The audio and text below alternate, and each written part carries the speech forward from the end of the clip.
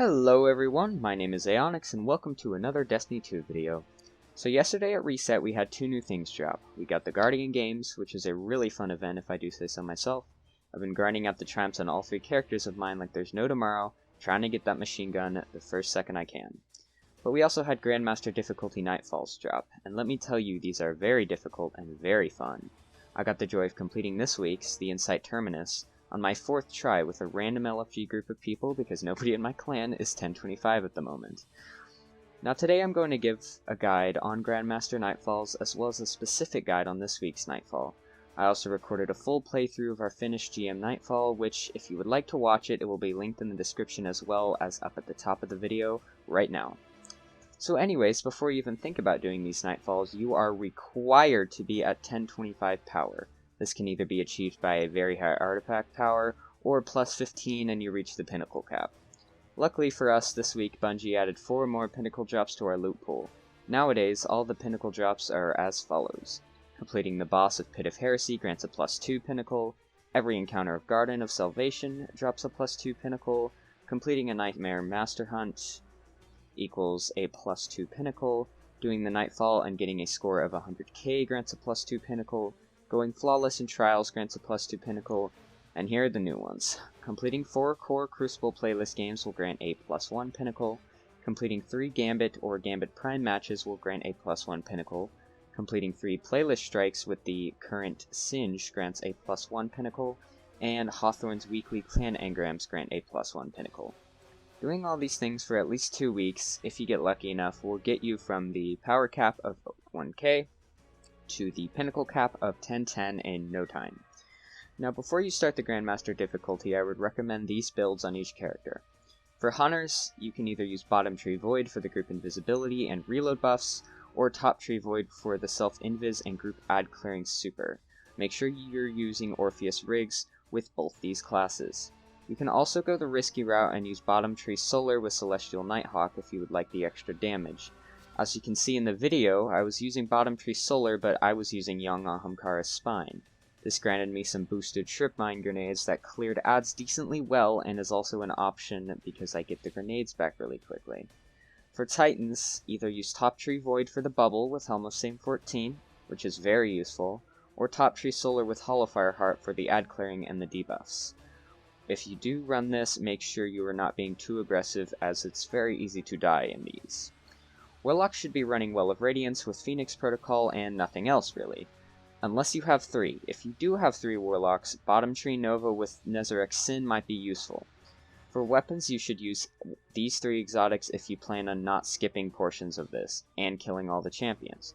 You should have 1 Izanagi's Burden with the Catalyst, 1 Divinity, preferably on the Warlock or Titan if you have a Hunter running Golden Gun, that way you can have Divinity with the Golden Gun and get the debuff, and 1 Ariana's Vow. Why Ariana's Vow, you ask, and not a second Izanagi? Well, I can tell you from experience that 2 Izanagi shots do not kill a champion in this mode, and they will get their berry up before you can say crap. Ariana's Vow is for the ranged shield break, as it is pretty much required. I can also tell you from experience that 1 full clip of Recluse does not break a barrier, and they will get some health back.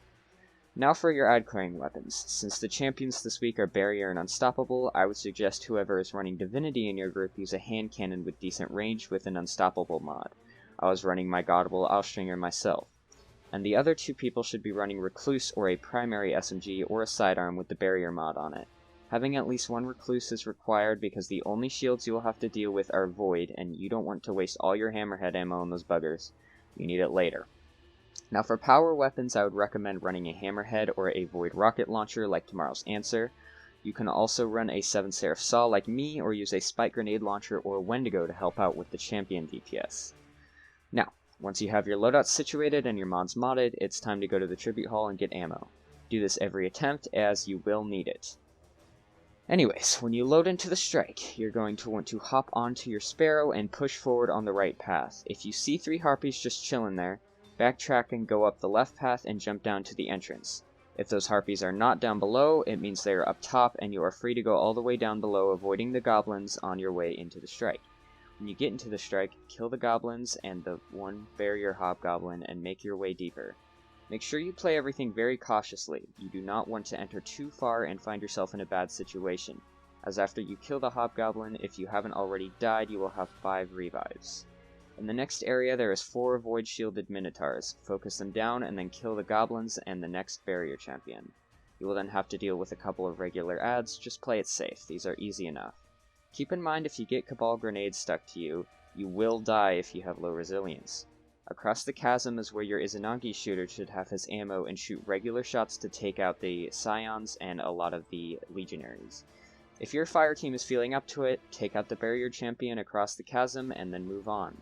Try not to die to the lot of fanatics that spawn in the next area, and you should still have 8 revives. In the next area, want to hold down the plate but try not to die to the gladiators as they can two-shot you out of nowhere. Throw any vortex, pulse, or solar grenades at the spawn point to take out as many adds as possible. When you clear that wave, have a warlock put down a well on the plate or have a titan put down a bubble in the back. If you have a hunter with his tether, have him shoot the tether at the spawn point. There will be a couple of dogs come out as well as 2 unstoppable champions. They are easy enough to take out if you focus one down in the well and then the other. This section is easy enough. Next you move on to what is in my opinion the hardest section of this strike. When you walk into the room, make sure you are always behind cover. Hug the right side and kill the regular adds. Use your heavy if you have to.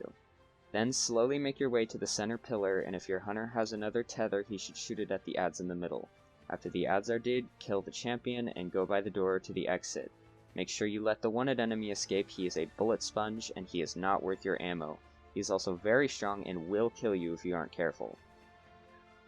Once the next wave of adds spawns, your team should hug the left side for cover and kill everything in the distance. Note where we are in the video. In the portal next to you there will be a couple of adds that spawn. This should be your top priority to kill them before they kill you. Throw a couple grenades and they should be dead. Clear the adds in front of you and then in the center. Focus down the 2 champions when your fire team is up to it. After you grab the orb drop from the champions, bring it to the door but drop it off behind a pillar and kill the adds and then the champion before you dunk the orb. Make sure also that before you dunk the orbs, all 3 of your fire team members have their supers up. You're going to need them. When you dunk the orb, go back to the same spot on the left where you fought the first wave and put a well down in the center. There will now be a barrier champion spawning in the same portal and your top priority should be to take him out. If you survive long enough that you should be able to do the exact same thing as the first wave and then unlock the door and move on to the boss room. When you do get to Kargan, be ready for the most bullet sponge fight of your life. She has a crap ton of health and you only have an hour to do the full strike, so your fire teams need to focus her down when you can. Kill the gladiators because again, they two-shot you. And make sure to avoid Kargan's purple fire because that will one-shot you. Make sure you focus Kargan when you can with your Izzy, Divinity, and Heavy or whatever you have that deals damage until she is half. When she goes up into the air and you have to take 3 of the plates, I'd recommend all of your fire team goes to the same plate. I recommend starting left, then right, then middle. The Warlock should be putting down healing rifts on all the plates. When you get to the center plate, activate it, put a well down, and focus Kargan down as much as you can. And as long as you stay alive and kill her in under an hour, congratulations! You just completed your first Grandmaster Nightfall. If you want my opinion on the loot, here it is. I saw no difference from Master. The loot is garbage. My friend got 2 Ascendant Shards, but I got nothing. However, this was a really fun experience, and I'm glad Bungie finally implemented something truly hard into the game. It was a welcome addition, and I will be going for the Conqueror title eventually. Anyways guys, as always, if you like my content and would like to see more, be sure to subscribe and turn on notifications so that way you know when I upload. Leave a like and a comment down below on what you'd like to see next. Maybe something on Guardian games next, who knows? I will leave a link in the description for the full Nightfall video, and as always, have a great day everyone!